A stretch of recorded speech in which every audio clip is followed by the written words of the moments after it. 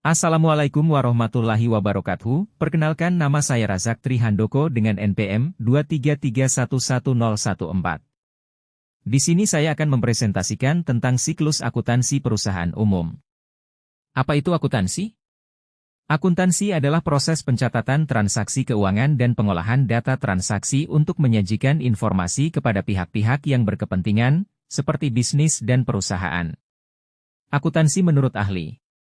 Menurut Warren et al., tujuan akuntansi adalah menyediakan informasi yang relevan tepat waktu untuk memenuhi kebutuhan manajer dan karyawan dalam hal pengambilan keputusan, serta kebutuhan pengambilan keputusan bagi pemangku kepentingan yang tidak terlibat di dalam bisnis.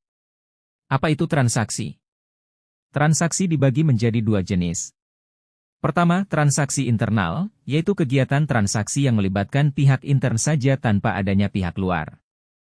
Kedua, transaksi eksternal, yaitu kegiatan transaksi yang melibatkan pihak luar perusahaan.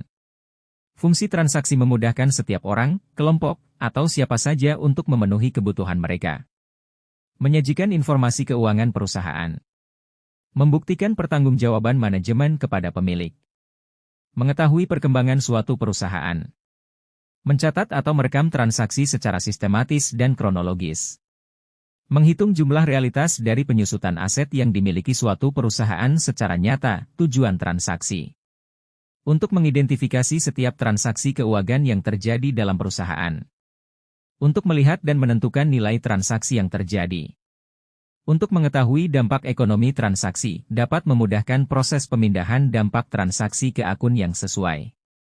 Untuk mempermudah proses pemindahan transaksi yang terjadi ke dalam sebuah akun transaksi.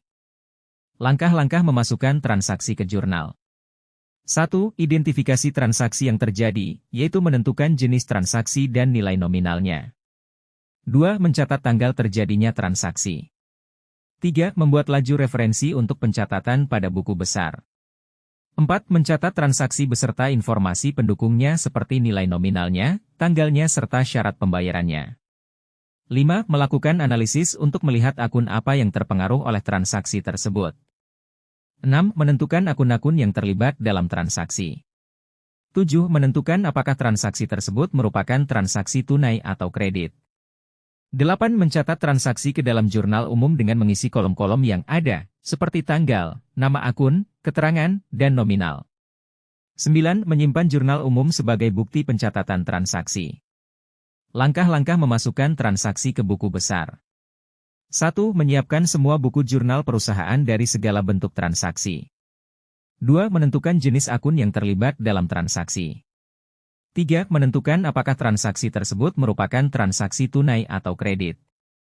4. Memindahkan data dari jurnal umum ke dalam buku besar dengan mengelompokkan transaksi berdasarkan jenis akun yang terlibat.